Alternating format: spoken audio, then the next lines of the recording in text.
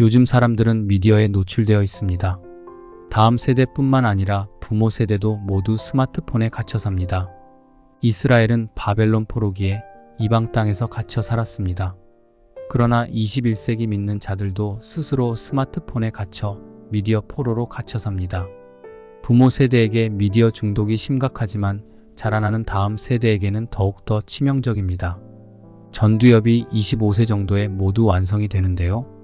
그 이전에 미디어에 노출되면 다음 세대 뇌는 파충류 뇌처럼 됩니다.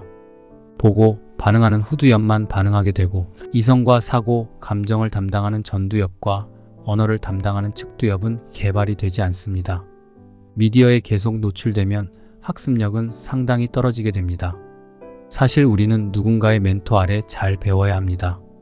그런데 스마트폰을 가까이 하면서 오히려 스마트해지지 않게 되는 아이러니한 상황 가운데 있습니다. 게다가 건강, 재정, 관계 등 모두 무너집니다. 로마 시대는 관습법상 14세까지 후견인 아래 있었고 25세까지 재산권을 청지기가 대신 관리했습니다. 그런 이유가 있었습니다. 아직 더 보호받고 재산을 잘 지키기 위한 것입니다. 이런 사실을 알았던 바울은 율법의 역할을 후견인과 청지기 관습을 통해 비유적으로 설명했습니다. 즉, 예수 그리스도가 오시기 전 하나님의 백성이 왜 율법 아래 있었는지 잘 설명하였습니다. 주인이 어릴 때는 종과 다름이 없어 후견인과 청지기 아래 있는 것처럼 그리스도가 오시기 전에 하나님의 자녀들은 세상의 초등학문과 같은 율법 아래서 종노릇하였다고 하였습니다. 4장 1절부터 3절을 함께 읽겠습니다. 내가 또 말하노니 유업을 이을 자가 모든 것의 주인이나 어렸을 동안에는 종과 다름이 없어서 그 아버지가 정한 때까지 후견인과 청지기 아래에 있나니 이와 같이 우리도 어렸을 때에 이 세상의 초등학문 아래에 있어서 종 노릇하였더니 하나님은 예수 그리스도가 불완전하고 세상 초등학문과 같은 율법 아래에 나게 하셨습니다. 왜 율법 아래에 나게 하셨나요? 율법 아래에 있는 자들을 속량하려고 하셨습니다. 그래서 그 율법 아래에 있는 이 세상으로 오셨습니다. 그러고 나서 십자가와 부활을 통해 하나님을 아빠 아버지라 부르게 하셨습니다. 4절부터 7절을 같이 읽겠습니다. 때가 참에 하나님이 그 아들을 보내사 여자에게서 나게 하시고 율법 아래에 나게 하신 것은 율법 아래에 있는 자들을 속량하시고 우리로 아들의 명분을 얻게 하려 하심이라. 너희가 아들이므로 하나님이 그 아들의 영을 우리 마음 가운데 보내사 아빠 아버지라 부르게 하셨느니라. 그러므로 내가 이후로는 종이 아니요 아들이니 아들이면 하나님으로 말미암아 유업을 받을 자니라. 우리는 다시 율법 아래로 들어가면 안 됩니다. 다시 초등학문 수준 미디어 바벨론에 빠져 살아서는 안 됩니다. 하나님은 그리스도의 구속을 통해 믿는 자를 종이 아니라 중독, 우울, 상처의 종이 아니라 거룩한 하나님의 나라를 유업으로 받을 자녀로 삼아주셨습니다. 5절의 아들의 명분이라는 헬라어로 휘오데시안, 즉 양자됨은 신약 성경에서 바울만 사용하는 단어입니다. 이 뜻은 하나님의 자녀 되는 것이 하나님의 역사를 통해 이루어지는 것임을 나타내고 있습니다. 이런 하나님의 은혜로 양자가 되었지만 바울이 갈라디아 교회를 염려한 부분이 있었습니다. 바로 그리스도의 구속을 받은 성도들이 천박한 초등학문과 같은 율법 아래로 들어가 다시 종노릇하려는 움직임이었습니다.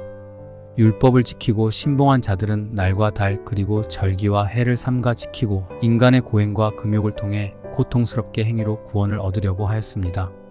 8절부터 11절 말씀입니다.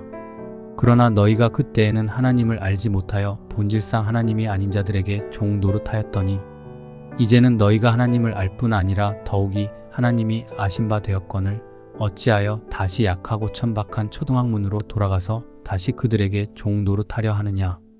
너희가 날과 달과 절기와 해를 삼가 지키니 내가 너희를 위하여 수고한 것이 헛될까 두려워하노라. 바울은 그리스도를 믿는 믿음으로 구속을 받는 것을 이미 아는 자들이 다시 예전 율법의 준수를 통한 헛된 수고에 빠져 사는 것을 안타까워하였습니다. 바울이 율법 자체를 지키는 것에 분노한 것이 아니었습니다.